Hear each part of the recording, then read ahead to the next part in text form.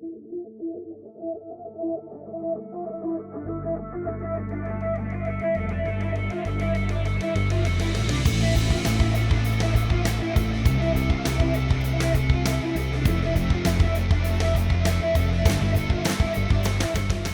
is missing in our statistics? With all the statistics given to us by the media out there, ask yourself a question. What is missing? What is missing in all the news we get on this Chinese flu? All the media that's reporting on the Chinese flu, what is missing? More specifically, each day we talk about the numbers being reported. They give you the number of cases that are infected and the number of cases that are dead in each state and nationwide and worldwide. And then they do go country by country too, if you want to go that deep. But what is missing in these numbers?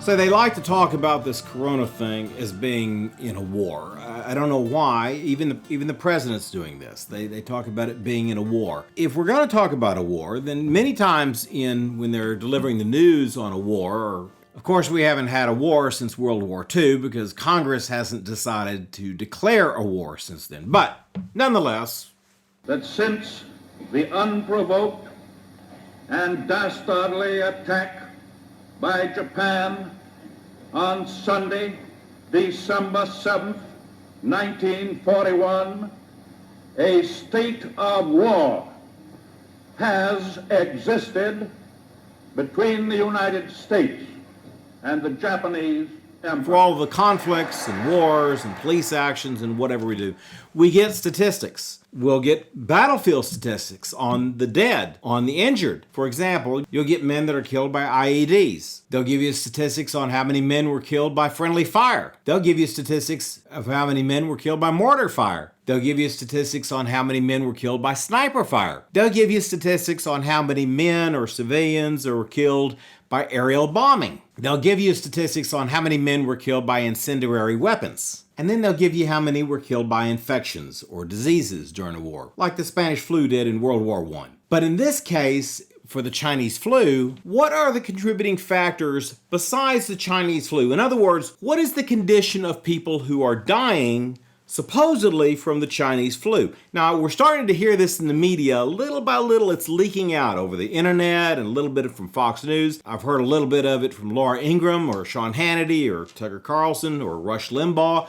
Just little bits here and there. But up until this point, we haven't gotten any of these statistics. So in other words, of the people who are dying of the Chinese flu, what else do they have? I mean, are they walking along the sidewalk and there's nothing wrong with them at all? And all of a sudden they come down with the Chinese flu and and they die? Or do they have some other debilitating circumstance that is the major contributing factor to their death? So the CDC has set it up to where regardless of what you die of, whether you die of a heart attack or cancer or you get hit by a truck or whatever, if you die also having the Chinese flu in your veins, the COVID-19, then they want you to list at the very top of the death certificate, they died of the corona. So you have all of these states listing all these deaths that people were dying anyway, whether they had the flu or not the flu, or maybe the flu tipped the balance, maybe not. But at any rate, they die of some other debilitating cause or problem, and they have to put the corona thing. Now the thing is, it's not that they got a gun in their head and they said, if you don't put the corona thing, we're going to kill you. No. See, the way it works is that they've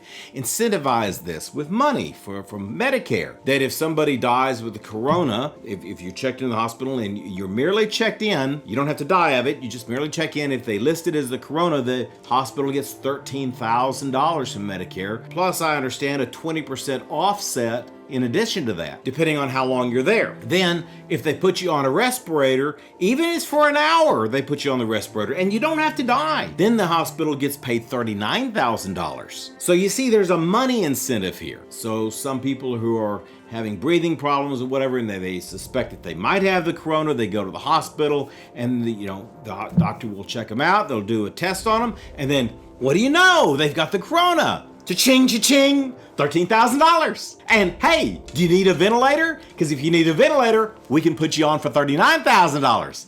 Yes, sir. Yes, sir. This is like the old medicine shows of the 1800s, the 19th century. Step right up, ladies and gentlemen. Yes, sirree. This medicine right here will cure it all. Oh, just one spoonful will take care of you, any ache and pain that you have. Yes, sirree. Who will take it?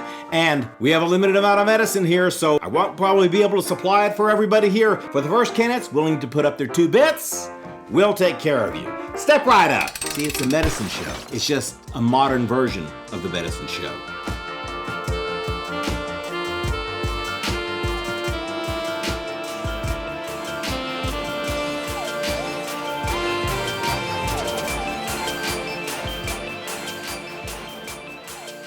If you like this show, then you'll like all the shows we have on Barbed Wire Strategy, because we have travel shows and we have politics shows and we have the cigar shows, and I personally love the cigar shows. But join us next time on Barbed Wire Strategy, and don't forget to subscribe and like. And you need to subscribe because subscribers are harder to come by than hen's teeth. Help me and the Donald out and subscribe and like our channel. And also, don't forget to eat your Lucky Charms. They're good for you, they've got lots of vitamins and minerals, and they're hard to get, especially in the coronavirus thing. And also remember, every now and then we take a call from the President of the United States or the Queen of England. Oh, here's the President now. Hey, listen, I'll talk to you later. We'll see you on the next Barbed Wire Strategy. Hello. Hello, Mr. President. How are you doing? How are you? How you doing? Okay? Just fine. You see what's going on now? You're not going to be forgetting about this. We closed things up. We had no choice.